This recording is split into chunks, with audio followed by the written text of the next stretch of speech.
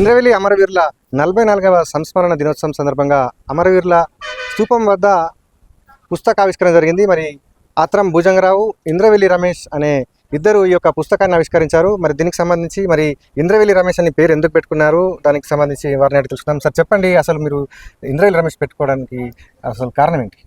మాది చిత్తూరు జిల్లా మదనపల్లి అయినప్పటికీ నేను ఒకప్పుడు రాడికల్ విద్యార్థి సంఘంలో పనిచేశాను. తర్వాత విప్లవ రచయితల సంఘంలో పనిచేశాను.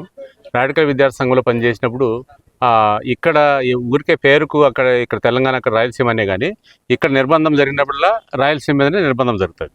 ఇక్కడ ఏం జరిగినా అక్కడ కూడా భూకంపం జరుగుతుంది.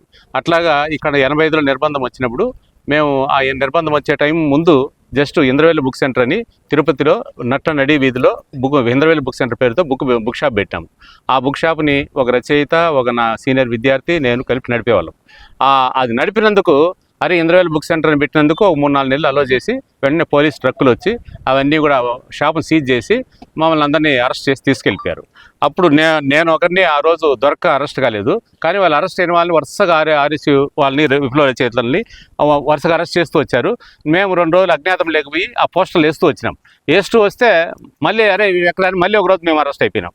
దాంతో మమ్మల్ని అందరినీ జైల్లో తోసి అప్పుడు కేసులు పెట్టారు, రాజద్రోహ నేరం ఇవన్నీ పెట్టారు. ఇప్పుడు 124 అని సుప్రీంకోర్టు ఏదైతే చెప్పిందో ఆ కేసులని అప్పుడు దేశద్రోహం, రాజద్రోహం ఆ కేసులు పెట్టారు మా మీద. అది సాయుధంగా ప్రభుత్వాన్ని కోల్చదలుచుకున్నారు అని అట్లాంటి కేసులన్నీ పెట్టారు. అయితే మేమందరము లోపల ఉన్నాక జరిగిన మేలు ఏంటంటే 81లో ఇన్సిడెంట్ జరిగింది, మేము 85లో జైల్లో ఉన్నాం. అంటే 4 ఏళ్ళు అయింది.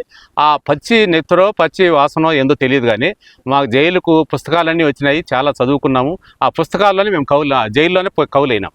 బయటకు వచ్చినా మా బుక్లన్నీ వచ్చినాయి. ఆ జైల్లో రాసిన కవిత్వంతో బయటకు వస్తానే మేము పుస్తకాలు వచ్చినాయి.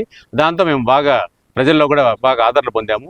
ఆ విధంగా ఇంద్రవెల్లి అనేది తర్వాత బయటకు వచ్చి బుక్కులు పడాలనే టైంలో ఎవరు వేయాలనుకుంటే విప్లవ రచయితల సంఘం ఆ బుక్కులు వేసింది అక్కడ చిత్తూరు జిల్లా అయినట్టు. ఆ బుక్కులు వేసేటప్పుడు ఏం పేరు పెట్టుకోవాలనుకున్నప్పుడు అందరూ వాళ్ళ పేర్లు పెట్టుకున్నారు. నేను మాత్రం ఏం చేశానంటే ఎవరో వాళ్ళ ఇంటి పేర్లు వాళ్ళు పెట్టుకుంటూ ఉంటారు.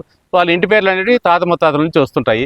అట్లా కాదు, మనకు నచ్చింది, మనం పోరాడిందే మనకు కావాలని చెప్పి ఇంద్రవెల్లి ఇన్స్పిరేషన్ పుస్తకాలు చదివాను కాబట్టి జైల్లో ఆ పేరే పెట్టుకుందామని మా ఫ్రెండ్స్ అంతా కలిసి నిర్ణయించి అప్పటికప్పుడు అనుకొని అప్పటికప్పుడే, దీనికి ప్లాన్ ఏం లేదు, బుక్ రేపు వస్తున్నానుగా అప్పుడు పేరు పెట్టుకునేసాం ఇంద్రవెల్లి రమేష్ని.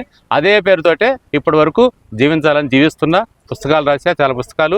దానికి పోలీసులు నిర్బంధం పెట్టారు. నిర్బంధం పెట్టినా కూడా సభలో ప్రకటించాము, ఇంద్రవెల్లి సభలో ఈ పేరుతోనే నేను రాస్తాను, ఉంటాను, జీవిస్తాను, ఏమైనా కానీ అని అట్లా ఇంద్రవెల్లి పేరు వచ్చింది నాకు.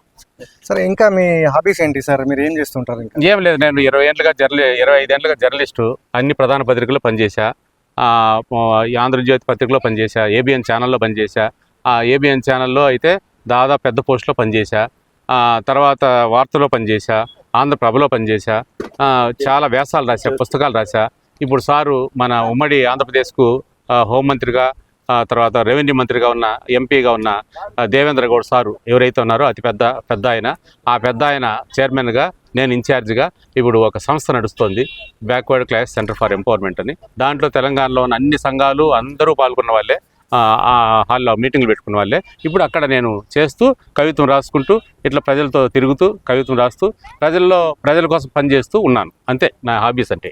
సార్, మీరు అంటే గతంలో మీరు చూసుకున్నట్లయితే నిర్బంధ కాండని చూశారు. మీరు కూడా ఈ యొక్క అంటే పూర్తిగా దీనిపై మీకు అవగాహన ఉంది.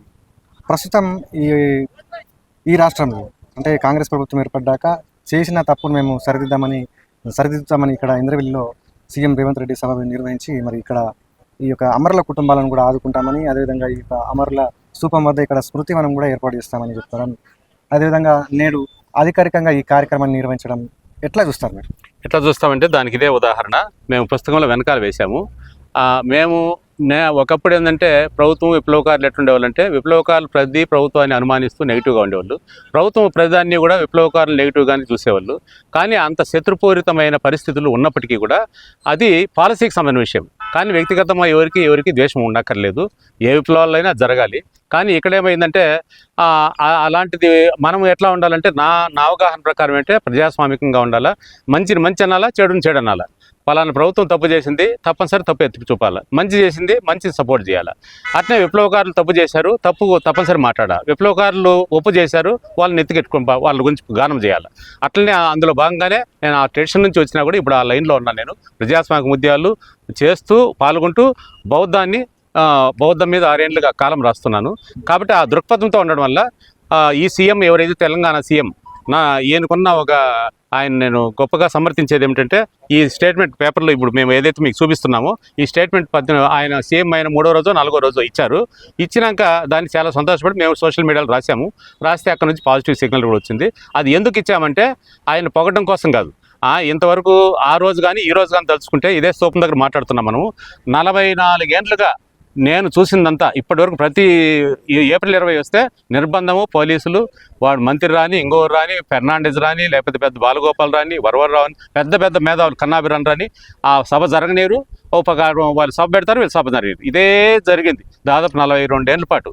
ఇప్పుడు కొంత ఈరోజు ప్రభుత్వమే నిర్వహించడము, మీరు జరుపుకోవడం అనేది అది గొప్ప విషయం. వాళ్ళ ప్రయోజనాలు ఎండనే ఉండే కాక ఆ చేసిన దాన్ని ఆహ్వానిస్తున్నాము. అందులో భాగం ఈ ప్రకటన కూడా 3వ రోజు 4వ రోజు ఆయన ఇచ్చారు సీఎం గారు. అందుకనే దాన్ని సమర్థిస్తూ మా బుక్ వెనకాల కూడా వేశాము. ఎందుకంటే రాబోయే ప్రభుత్వాలు కూడా అది ఏ ప్రభుత్వం ఉన్నారా అని ఆదివాసీలను ఇక్కడ నిర్బంధాలు పెట్టకూడదు, 144 పెట్టకూడదు. ఈ సోపం దగ్గర దండం పెట్టుకునే అవకాశం ఉండాలా, స్వేచ్ఛగా తిరిగే అవకాశం ఉండాలా, అడవులను పెంచాలా, ఈ అడవుల్ని ఆక్రమించకూడదు, అడవుల నుంచి ఆదివాసీలని తరిమేసే పని ఉండకూడదు, అడవులు ఆదివాసీలవే, ఆ ప్రకృతి రక్షణ ఆదివాసీలదే అనేది దృక్పథంతో ప్రభుత్వం పనిచేయాలా అనే ఉద్దేశంతోనే ఆయన చేసిన మంచి పని ఈరోజు బహిరంగంగా ఆయన గవర్నమెంటే జరుపుతున్నదాన్ని నేను సమర్థిస్తున్నాను, మా మిత్రులను సమర్థిస్తున్నాను. సో ఇది మొత్తం మీద ఇంద్రవెల్లి రమేష్ ఆయనకున్నటువంటి అవగాహన పట్ల మరి ఈ యొక్క పుస్తకాన్ని రచించి ఇక్కడ ఉన్నటువంటి ఇంద్రవెల్లి అమరుల యొక్క ఈ యొక్క చరిత్రను మరి గత కొన్నేళ్లుగా ఆయన పరిశీలిస్తూ మరి నేడు ఈ యొక్క పుస్తకాన్ని కూడా రచించడం జరిగింది. అదేవిధంగా ఈ యొక్క అమరవీరుల సంస్మరణ దినోత్సవాన్ని కూడా ప్రభుత్వం జరుపుకోవడం కూడా చాలా సంతోషం అయితే చెప్తున్నారు. ఇంద్రవెల్లి అమరవీరుల స్థూపం నుండి శైలేందర్, ఏబీపీ దేశం.